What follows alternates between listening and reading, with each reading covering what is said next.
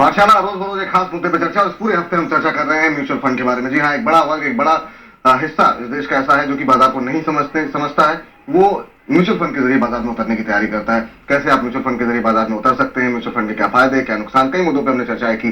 सबसे पहले हमने आपको बताया कि म्यूचुअल फंड में आप निवेश करने के लिए क्या क्या जरूरी चीजें होती हैं। आज कुछ एक और सवाल हमारे पास आए हैं, लगातार सवाल आ रहे हैं। निहारिका जैन जी का सवाल लेते हैं, जो कि मेरठ से हैं। थोड़ी बहुत इनको जानकारी है, इन्होंने कुछ पढ़ा और इन्होंने हमसे सवाल किया कि म्यूचुअल फंड में फोलियो नंबर क्या होता है, यूनिट क्या होता है, और सबसे महत्वपूर्ण बात जो है एनएवी क्या होती है। जी हाँ, एनएवी के आधार पर ही पता लगता है रिटर्न किस हिसाब से मिलता है। इन तीनों विषयों को समझाने के लिए हमारे साथ रजत इस पूरे हफ्ते अध्यापक के तौर पर मौजूद रहे हैं, आज भी हमारे साथ मौजूद है। रजत, निहारिका जी का सवाल आपने सुना। सबसे पहले तो हम आएंगे फोलियो नंबर के ऊपर। बताइए फोलियो नंबर क्या होता है। 3 सवाल उन्होंने भेजे। बिल्कुल, अगर आपने म्यूचुअल फंड में निवेश कर दिया तो एएमसी को कैसे पता लगेगा कि आपका खाता कौन सा है। इसी क्राइटेरिया पे यहाँ पर एएमसीज ने अलग अलग अकाउंट नंबर दे दिए हैं जिनको फोलियो नंबर कहा जाता है। एक फोलियो नंबर मतलब ये आपका अपना आइडेंटिफिकेशन नंबर, अपना अकाउंट नंबर। जैसे बैंक में आपका अकाउंट होता है वैसे म्यूचुअल फंड एएमसी में आपका एक फोलियो नंबर होता है। यानी फंड्स की जो यूनिट्स होंगी वो इस फोलियो नंबर में आएंगी। आपकी जो भी खरीद या फिर जो भी बिकवाली होगी वो इसी फोलियो नंबर में होगी। एक एएमसी के एक फोलियो नंबर में जो आपके नाम से क्रिएट हो जाएगा उसमें आप उस एएमसी के काफी ज्यादा फंड या ऑलमोस्ट सभी फंड में आप निवेश कर सकते हैं। आप 2 फोलियो नंबर भी क्रिएट कर सकते हैं एक एएमसी में। अलग अलग फोलियो नंबर्स में अलग अलग फंड्स भी ले सकते हैं। तो ये आपके नाम से, जैसे आप बैंक अकाउंट में जैसे बैंक में अकाउंट खोलते हैं वैसे म्यूचुअल फंड में एएमसी में आपका एक फोलियो नंबर जनरेट हो जाता है। जैसे आपने एचडीएफसी के म्यूचुअल फंड में इन्वेस्ट करना है तो एचडीएफसी की एएमसी में जाके एक फोलियो नंबर आपके नाम से क्रिएट हो जाएगा। या फिर अपने डीएसपी ब्लैक रॉक में अगर आपने निवेश करना है एएमसी में तो उसके एएमसी में जाकर आपके नाम से एक फोलियो नंबर जनरेट हो जाएगा जिसमें म्यूचुअल फंड की यूनिट्स आएंगे। एक फोलियो नंबर जो मेरे नाम से रजिस्टर होगा, ये समझ में आ गया कि एक तरीके का एक खाता नंबर है। उसमें हम जिस भी तरह के फंड चाहें उस कंपनी के जो है, यानी कि अगर ऐसे बैंक में हम जो भी मान लीजिए अगर ऐसे बैंक की आप बात कर रहे हैं, अगर बैंक अकाउंट की बात कर रहे हैं, तो हम जितने पैसे जब चाहें निकाल सकते हैं, डाल सकते हैं। क्या फोलियो नंबर के साथ भी ऐसा ही है कि हम जिस भी फंड को चाहें ले सकते हैं, या अलग अलग फंड में एक ही कंपनी के फंड है लेकिन अगर अलग अलग फंड में हम हिस्सेदारी खरीदना चाह रहे हैं तो क्या एक ही फोलियो नंबर के अंदर हो सकता है ये? जी बिल्कुल बिल्कुल, एक ही फोलियो नंबर के अंदर एएमसी के जो एएमसी में क्रिएट हुआ है एक फोलियो नंबर, उसी फोलियो नंबर में आप उसी एएमसी के सारे ऑलमोस्ट सभी फंड्स में आप निवेश कर सकते हैं। वो सभी फंड्स आपके एक ही फोलियो नंबर को वहां पर दर्शाएंगे।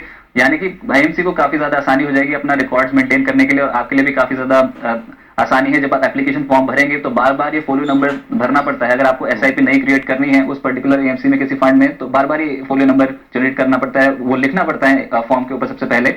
तो आपका एक ही फोलियो नंबर होगा तो उसमें आपको भी काफी ज्यादा आसानी होगी और एएमसी को ट्रैक करना भी काफी ज्यादा। बिल्कुल, जरा एएमसी का फुल फॉर्म हमारे दर्शकों को बता दीजिए। एएमसी मतलब एसेट मैनेजमेंट कंपनी, वो म्यूचुअल फंड कंपनी जिसके म्यूचुअल फंड में आप निवेश कर रहे हैं। चलिए ठीक है, बातचीत अगले सवाल पे आते हैं। फोलियो नंबर समझ में आ गया कि भाई अगर आप किसी भी म्यूचुअल फंड कंपनी के पास जाते हैं और वहां पे अगर आपको म्यूचुअल फंड खोलना है तो आपको एक फोलियो नंबर दिया जाएगा। आगे बात आती है जो सवाल भेजा गया था कि यूनिट्स क्या होते हैं, यूनिट क्या होता है। अब ये यूनिट का मतलब बताइए। बिल्कुल, जैसे किसी कंपनी में अगर आपको हिस्सेदारी बढ़ानी है तो उसमें आपको शेयर्स खरीदने होते हैं। शेयर्स मतलब एक यूनिट। ऐसे म्यूचुअल फंड में अगर आपको म्यूचुअल फंड में निवेश करना है तो एक यूनिट आपका मतलब एक हिस्सा उस पर्टिकुलर म्यूचुअल फंड में।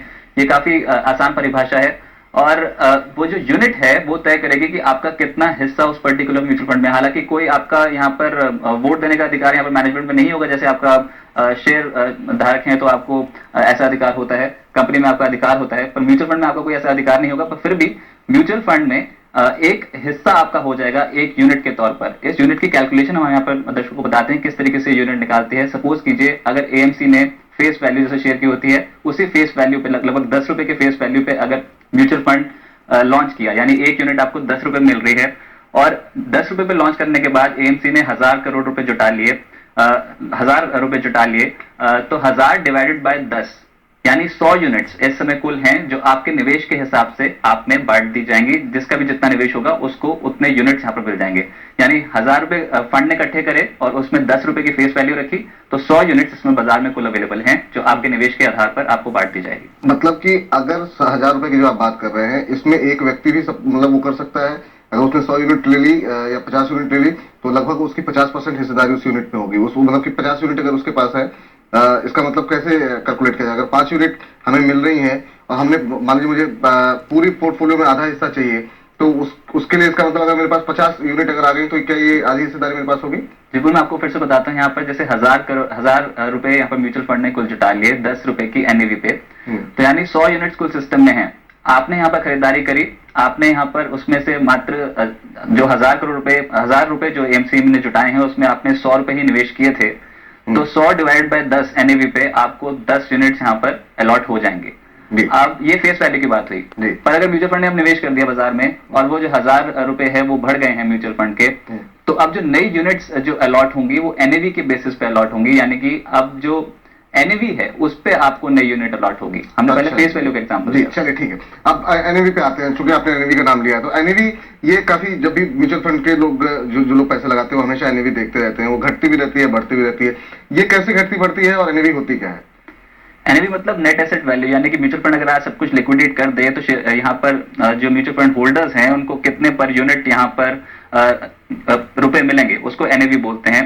कैलकुलेशन काफी सिंपल है, जितने भी इनकम है म्यूचुअल फंड की उसमें से खर्चे को घटाकर कुल यूनिट से डिवाइड कर देंगे तो एनएवी निकल आएगी।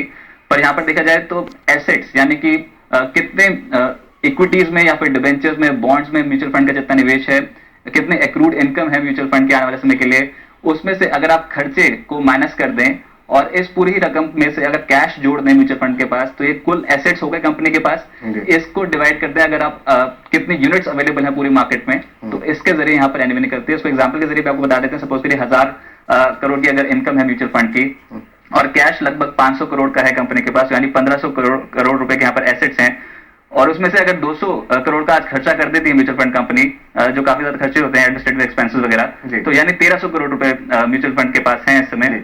उसको अगर आप कुल यूनिट से डिवाइड कर देंगे, लगभग अगर यूनिट्स मान के चलते हैं कि अगर लगभग 1,300 में से अगर आप यूनिट्स 130 यूनिट्स में अवेलेबल है मार्केट में, तो 1,300 डिवाइड बाय 130, ये जो भी रकम निकलेगी 10 रुपए की, ये आपकी एनएवी होगी आज की। चलिए, तो आज की एनएवी, और इसी के आधार पे आपके रिटर्न भी कैलकुलेट होते हैं। उम्मीद करते हैं कि ये थोड़ा सा जटिल विषय था, लेकिन आपको समझ में आएगा। लेकिन कोई भी अगर इसके जरिए इस पूरी प्रोसेस में अगर आपको कोई बात समझ में नहीं आई और आप उसको दोबारा समझना चाह रहे हैं, तो अपनी हम आप टिप्पणियां हमें अवश्य दें। अपना मोबाइल उठाइए, मैसेज टाइप कीजिए मिड कैप पाठशाला, अगर पाठशाला लंबा शब्द आपको लग रहा है तो मिड कैप पी लिख करके आज की पाठशाला पे आपकी टिप्पणी, और म्यूचुअल फंड का कल आखिरी दिन है, तो अगर आप म्यूचुअल फंड से जुड़ी हुई कोई भी समस्या पे कोई भी सवाल पूछना चाह रहे हैं निवेश से संबंधित, तो आप बिल्कुल हमें पूछ सकते हैं मिड कैप पाठशाला लिख करके।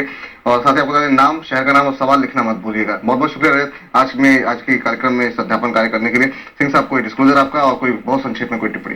देखिए, समरी एग्रो में हमारा अपना इंटरेस्ट है और पाठशाला के ऊपर मैं पहले भी कई बार कह चुका हूँ, आपके सारे अध्यापक पीएचडी होल्डर्स हैं और इतने आसान शब्दों में समझाते हैं कि निवेशक, ये जो दर्शक हैं, इनको बहुत आसानी से एक बार में ये सारा कंसेप्ट समझ में आ जाता है। चलिए सिंह साहब, बहुत बहुत धन्यवाद हौसला